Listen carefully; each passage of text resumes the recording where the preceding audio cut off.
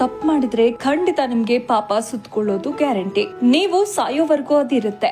ಈ ವಿಡಿಯೋನ ಪೂರ್ತಿ ನೋಡೋಕ್ಕೂ ಮುಂಚೆ ಅನ್ನದ ಮೇಲೆ ಗೌರವ ಇದ್ರೆ ಈ ವಿಡಿಯೋನ 4 ಜನರಿಗೆ ಶೇರ್ ಮಾಡಿ, ಹಾಗೆ ಜೈ ಚಾಮುಂಡೇಶ್ವರಿ ಅಂತ ಕಮೆಂಟ್ ಮಾಡಿ. ಹೌದು, ದಾವಣಗೆರೆ ಚಾಮುಂಡೇಶ್ವರಿ ಕ್ಷೇತ್ರಕ್ಕೆ ನೀವು ಭೇಟಿ ಕೊಟ್ಟಾಗ ಅನ್ನ ಪ್ರಸಾದವನ್ನ ಯಾರೆಲ್ಲ ವೇಸ್ಟ್ ಮಾಡ್ತಾ ಇದ್ದೀರಾ, ನಿಮ್ಗೆಲ್ಲ ಶಾಪ ತಟ್ಟೋದು ಕಟ್ಟಿಟ್ಟ ಬುತ್ತಿ. ನೀವೊಮ್ಮೆ ಪರೀಕ್ಷೆ ಮಾಡಿ ನೋಡಿ. ಕ್ಷೇತ್ರದ ವಿಶೇಷ ಅನ್ನದಾಸೋಹಕ್ಕೆ ಸಹಾಯ ಮಾಡಿದ್ದಲ್ಲಿ ನೀವು ದೇವರಲ್ಲಿ ಬೇಡ್ಕೊಂಡದ್ದು ಕೆಲವು ದಿನಗಳಲ್ಲಿ ನೆರವೇರುತ್ತೆ. ದಾಸೋಹದ ಅನ್ನವನ್ನ ಚೆಲ್ಲಿದ್ರೆ ನೀವು ಸಂಕಷ್ಟಕ್ಕೆ ನೀವು ಸಿಲುಕ್ತೀರಾ. ಈ ಕ್ಷೇತ್ರದಲ್ಲಿ ದಾಸೋಹಕ್ಕೆ ಸಹಾಯ ಮಾಡಿ ಒಳಿತನ್ನ ಕಂಡವರು ಏನ್ ಹೇಳ್ತಾರೆ ನೋಡೋಣ ಬನ್ನಿ. ನಾವು 2 ವಾರ ಹಿಂದೆ ಬಂದಿದ್ವಿ ಸರ್, ಕಾಯಿ ಕಟ್ಟಿ ಹೋಗಿದ್ವಿ. ಪರವಾಗಿಲ್ಲ ಸರ್, ಒಂದು ಪಾಸಿಟಿವ್ ಎನರ್ಜಿ ಇದೆ ಅಂತ ಅನ್ಸುತ್ತೆ. ಇಲ್ಲಿ ಅನ್ನದಾಸೋಹಕ್ಕೆ ಏನಾದರೂ ಕೊಟ್ಟರೆ ಬೇಡಿಕೆಗಳೆಲ್ಲ ಈಡೇರುತ್ತೆ ಅಂತ ಹೇಳ್ತಾರೆ.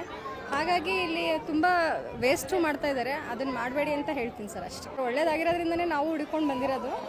ಎಲ್ಲರೂ ಬನ್ನಿ, ನಿಮ್ಗೆ ಏನೇ ಕಷ್ಟ ಇದ್ರೂ ತಾಯಿ ನೆರವೇರಿಸ್ತಾರೆ ಅಂತ ಅನಿಸ್ತು. ದಾಸೋಹಕ್ಕೆ ನಿಮ್ಗೆ ಏನಾಗುತ್ತೋ ಅದನ್ನು ಕೊಡಿ. ಅಕ್ಕಿ ಬೇಳೆ ಏನೇ ಆಗಿರ್ಬೋದು, ನಿಮ್ಮ ಕೈಲಾಗಿರೋದು ಕೊಡಿ, ಅದು ಒಳ್ಳೇದಾಗುತ್ತೆ ನಿಮಗೆ. ದಯವಿಟ್ಟು ಯಾರು ಅನ್ನನ ಚೆಲ್ಲಕ್ಕೆ ಹೋಗಬೇಡಿ ಸರ್. ಸುಮಾರು ಜನ ಭಕ್ತಾದಿಗಳಲ್ಲಿ ಕೇಳ್ತಾ ಇದ್ದೆ ಈ ಕ್ಷೇತ್ರದ ಬಗ್ಗೆ, ಎಲ್ಲರೂ ಹೇಳೋರು. ನಾನು ಅದನ್ನು ನೋಡೋಣ ಅಂತೇಳಿ ಇವತ್ತು ತಾಯಿ ನಮ್ಮ ಒಂದು ಸನ್ನಿಧಾನಕ್ಕೆ ಬಂದೆ. ಈ ಸನ್ನಿಧಾನಕ್ಕೆ ಬಂದಾದಮೇಲೆ ನನಗೊಂದು ಅನ್ನಿಸ್ತು, ಈ ಕ್ಷೇತ್ರದಲ್ಲಿ ಯಾವುದೇ ದುಡ್ಡಿಂದು ಯಾವುದೂ ನಡೆಯೋದಿಲ್ಲ. ಇಲ್ಲಿ ನಡೆಯೋದು ಅಕ್ಕಿ ಬೆಲ್ಲ ಮೇಯ್ನು ಹರಕೆ. ಈ ಅನ್ನ ಅಕ್ಕಿನ ಏನಾರು ಕೊಟ್ಟರೆ ಅದರಿಂದ ಸಾಕಷ್ಟು ಪ್ರತಿಫಲ ಈ ತಾಯಿ ನಮ್ಮವ್ವ ಭಕ್ತ ಯಾರು ಹರಕೆ ಹೊತ್ಕೊಂಡು ಅಕ್ಕಿ ದಾನ ಮಾಡ್ತಾರೆ ಅವರಿಗೆ ತಾಯಿ ನಮ್ಮವ್ವನ ಆಶೀರ್ವಾದ ಇದೆ. ಇಲ್ಲಿ ದಿನನಿತ್ಯ 24 ಗಂಟೆನೂ ದಾಸೋಹ ನಡೆಯುತ್ತೆ.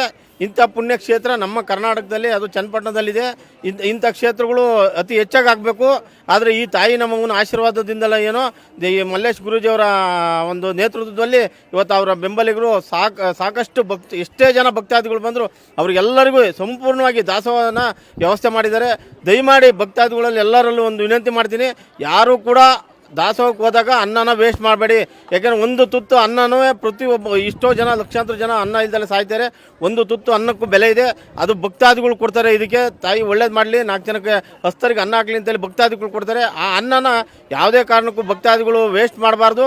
ಆ ದಾಸೋಹನ ಸಂತೃಪ್ತಿಯಾಗಿ ಸೇವನೆ ಮಾಡಿ ಆ ತಾಯಿ ನಮ್ಮನ್ನು ಆಶೀರ್ವಾದ ತಗೊಂಡು ಹೋಗ್ಬಿಟ್ರೆ ಖಂಡಿತ ಅವ್ರ ಕೆಲಸ ಸಕ್ಸಸ್ ಆಗುತ್ತೆ. ನಾನು ಬೆಂಗಳೂರು ಚಲನಚಿತ್ರ ನಿರ್ಮಾಪಕ ಮತ್ತು ಕಟ್ಟಡ ಕಾರ್ಮಿಕ ರಾಜ್ಯ ಘಟಕದ ಗೌರವ ಅಧ್ಯಕ್ಷ ಕೂಡ ಆಗಿದ್ದೀನಿ. ಇನ್ನು ಇದೇ ಥರ ಮಳೆ ಬೆಳೆ ಎಲ್ಲದೂ ಆಗಲಿ ಅಂತೇಳಿ ಆ ತಾಯಿ ನಮ್ಮನಲ್ಲಿ ಬೇಡ್ಕೊಂಡಿ.